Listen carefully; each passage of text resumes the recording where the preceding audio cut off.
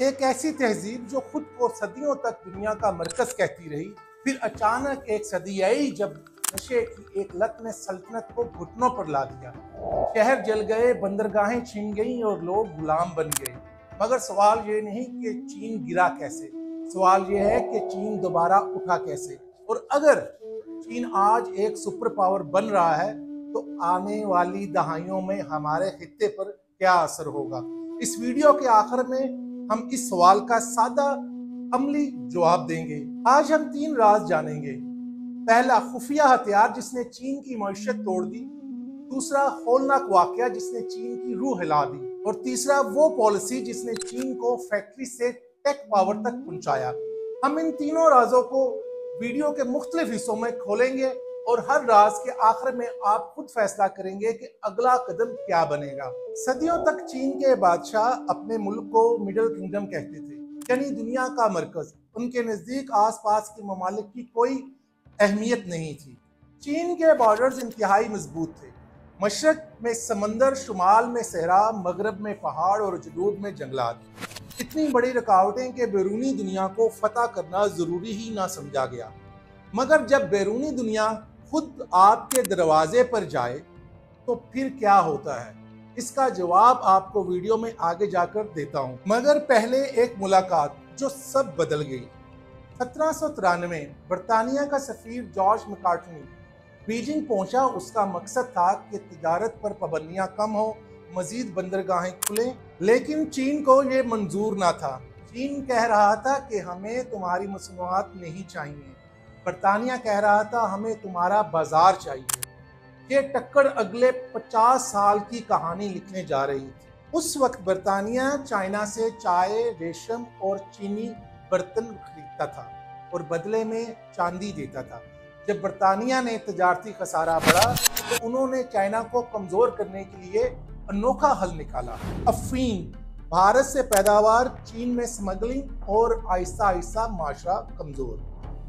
जब चीनी हुकूमत ने इसके खिलाफ सख्त कार्रवाई की तो हजारों टन अफीम जब्त करके तबाह की। इस वाक़ये के बाद चीन और बरतानिया के दरमियान पहली अफीम जंग शुरू हुई, जिसके नतीजे में मुआहिदा नॉनजिंग हुआ। चीन के हाथों से हांगकांग बरतानिया के हाथ गया और गैर मुल्की तजारत के लिए 5 बंदरगाहों को खोला गया। अफीम की तल्फी और जंगी अखराजात के बदले भारी तावान की अदायगी करना पड़ी और फिक्स टैरिफ का नफाज किया गया। ये मुआहिदा इसलिए अहम था कि ये पहला मुआहिदा था जिसने चीन को मगरबी मुतालबात मानने पर मजबूर किया।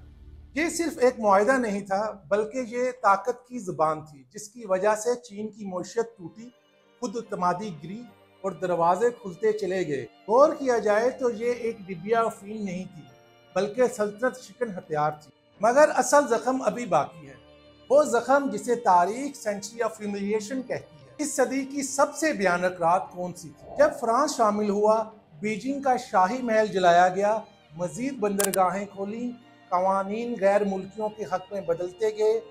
रूस ने भी चीन के बड़े इलाके दबा लिए। अंदरूने मुल्क आबादी बढ़ी, जमीन कम पड़ी, गुर्बत और बदअनवानी बढ़ गई। इस्लाहात की बात हुई मगर अदारे और इंतज़ाम कमज़ोर पड़ गए।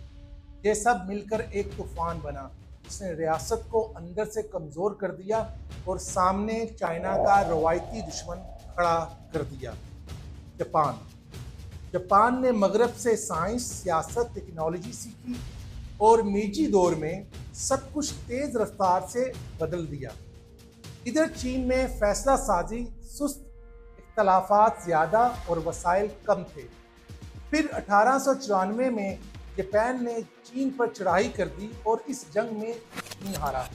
चीन के हाथ से ताइवान और कोरिया निकला। ये वकार पर कारी ज़रब थी। अवाम में गुस्सा भड़का, बॉक्सर बगावत हुई, मगर 8 कौमों ने इसे कुचल दिया। इस वक्त चीनी जहन में एक सवाल पैदा हुआ, अगर रवायती तरीक़ाकार कमज़ोर है तो नया रास्ता क्या होगा? फिर 1911 की बगावत फैली। चंद महीनों में कदीम बादशाहत खत्म हो गई, जमहूरिया चीन का ऐलान हुआ और सिन यासीन की सोच की इब्तिदा हुई, जो कि कौम परस्ती, जमहूरियत, अवामी फलाह और कौम का नया मुकद्दर लिखने लगी। लेकिन ताकत के इस खेल में जनरल जॉन शी काई सामने आए। निज़ाम एक बार फिर बिखर गया। सूबाई जर्नैलों ने अपने अपने इलाके संभाल लिए। रियासत टूट फूट का शिकार हो गई और वॉर लॉर्ड्स दौर का आगाज हुआ। क्या कोई ऐसी कुव्वत आएगी जो इस बिखरी हुई जमीन को दोबारा जोड़ सके?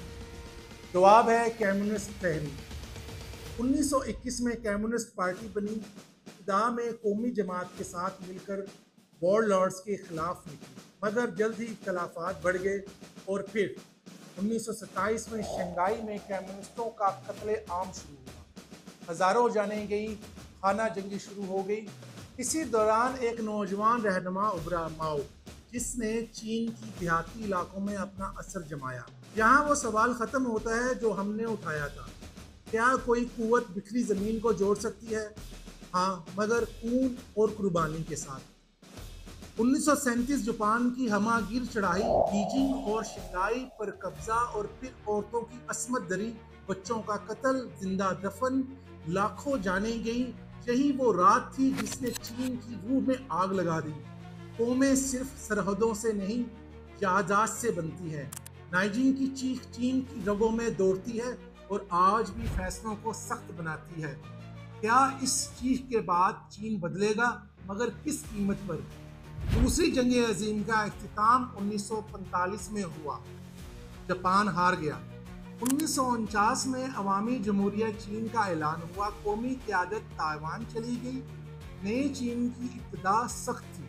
बड़े पैमाने पर गिरफ्तारियां, सजाएं और खुद को मजबूत बनाने की जल्दी थी। अब आता है सबसे खतरनाक मोड़, जब नीयत अच्छी हो मगर तरीका गलत पड़ जाए। उसका अंजाम क्या होता है?